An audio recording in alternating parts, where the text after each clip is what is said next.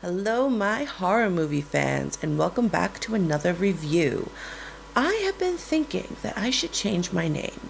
Now that I'm just going to be doing horror movie reviews because they make me happy, I thought maybe I should be like Mama Horror or Horror Mama. I don't know. If you think I should change my name, let me know in the comments down below. And if you have a name suggestion, yeah, let me hear it. On to this movie. Today's movie is called Blood Clots.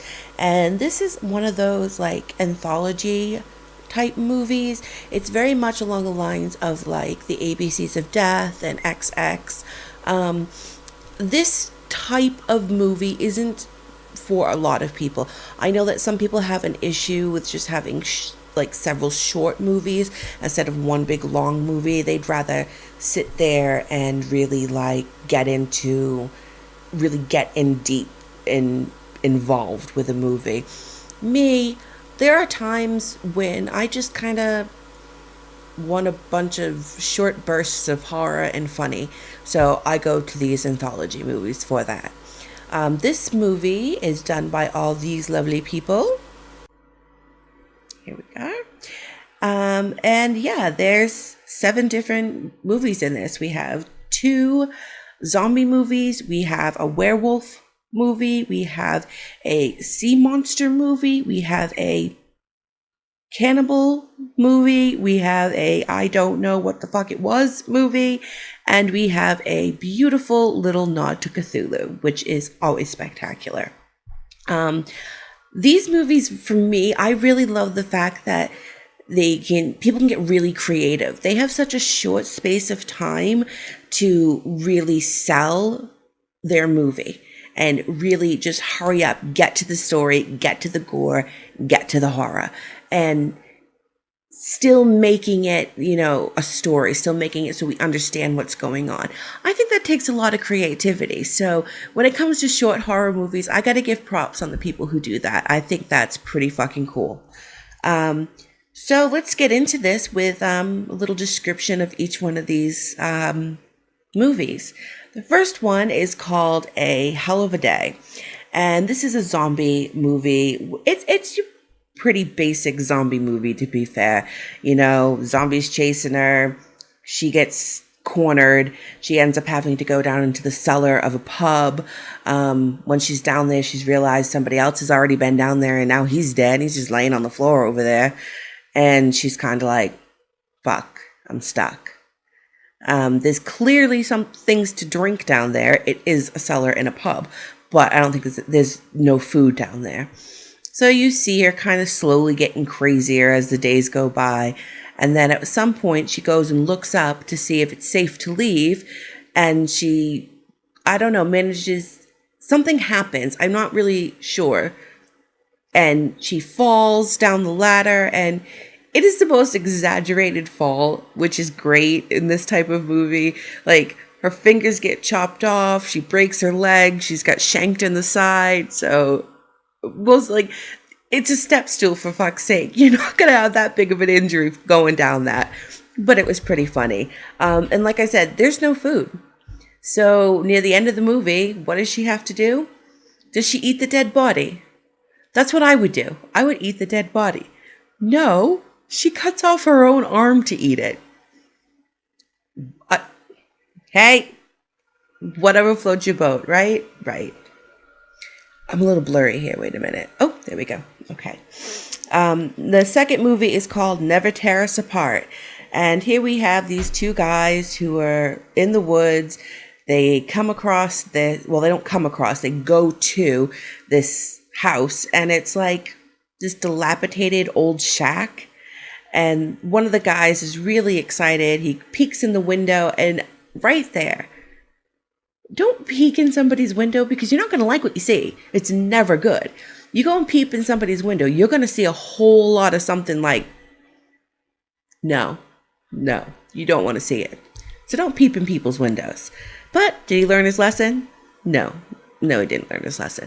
Because then he sees that these people are eating another human being. They're eating people sausage. And I don't mean that kind of people sausage. Get your mind out of the gutter. I mean, they're literally making people sausage. So He freaks out. His friend freaks out. They start running. His friend dies. And then he's about to die. And he's like, whoa, wait a minute. I'm your grandkid. What a way to find out that your family are cannibals. If he didn't go peeping in a window, he would have kind of been like eased into the fact that they, eat people, knock on the door, be like, hi, I'm your grandson. And they could have been like, oh, well, we do things differently here. Instead of, being a creep, peeking in and watching them make people sausage. So there you go. Word to the wise. Don't peep in people's windows. It's never good. Movie number 3 is called Blue Moon. It's really bland, to be honest with you. It's just your typical werewolf kind of scenario. I mean, the only thing that isn't typical is it happens on a dogging kind of area in the woods, but it's a werewolf movie. There's just a bland werewolf movie. There's really nothing to it. What I did appreciate was the fact that instead of wasting the money on trying to do a transformation kind of makeup or CGI, they did a lot of kind of cool camera tricks. So I appreciate that. You got to save money where you can. And I liked that they did that. I know a lot of people are going to be like, oh, we didn't see the werewolf, but we know what a werewolf looks like. That's fine. If you got to save money, save your money. And the camera work was good on that. I appreciate that one. Then we have Still. Still is another zombie movie, but it's really good. It's a really cool take on it. You know those people that you see sometimes out in town or out in a big city where they bronze themselves up or they gold themselves up and they stand there like a statue? Well, this zombie movie is based on that guy. So all around him, the world's going crazy. Zombies are eating people left, right, and center. And he's just stood there still. He was stood there like a statue when it started, and he's determined to just stand there while this shit is happening around him. And because he's been like that the entire time, none of the zombies have noticed that he's actually a person. I am not going to ruin the rest of this for you because I actually like this one. I know, right? I'm shutting my mouth. Who knew I could do it? But I'm going to. I'm going to let you watch this one because it's good. And again, my camera keeps getting blurry. I don't know. Number 6, we have Jellyfish. It's just silly. It is absolute silly nonsense that I think is hilarious because I like silly creature features. I think they're funny. And that's all this is. It's just your atypical, somebody walked up to you in the middle of the street, says, I have 1,000. Here, go make a scary jellyfish movie. That's exactly what they did. They made a scary jellyfish movie. It was good. It was funny. I liked the little humorous break in there. I appreciate it. In this movie, there is one particular scene where this little kid, the wave comes in and almost crashes over his sandcastle. And then he just stands there and he looks right at the camera and he says, we're going to need a bigger moat. That nod to Jaws had me giggling. I did appreciate that. Fair play. Good one. And the last one is called The Call of Charlie. And wow, this is such an interesting version on the Cthulhu and the myth of Cthulhu and a sacrifice for Cthulhu. It's really, really well done. The makeup was beautiful. And again, I'm not going to ruin this one for you. I really think that you should go ahead and watch Blood Clots just for just for those 2 little short films because they were really good. The Call of Charlie was really interesting. I honestly think that I could have watched a full-length feature film on this. I really thought it was Yeah, it was just a different take on it. And I'm all about, taking something very traditional and classic and giving it your own little spin, your own little twist on it. I actually think I missed a movie. I did. You know what I missed? I missed movie number 4. And do you know why I missed movie number 4? Because it was stupid. Yeah. Yeah, it was fucking stupid. It was so stupid that I just skimmed over it because it was so short and so stupid.